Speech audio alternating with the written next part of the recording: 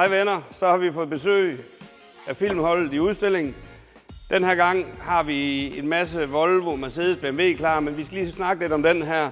Der er delte meninger om den. Folk, nogen synes, den er pishamrende grim, andre synes, jeg ved ikke, om der er nogen, der synes, den er flot, men jeg synes, den er vild på en eller anden måde. Men det er en Volvo V90, og så hedder den det her Cross Country, et eller andet halløjsa. Jeg tror, det er en firehjulstrukken bil, en lav bil. Det er ikke en den er ikke høj, den er ikke lav, den er bare vild. Altså, kig ind i den. Stor glastag, sort, brede skærm.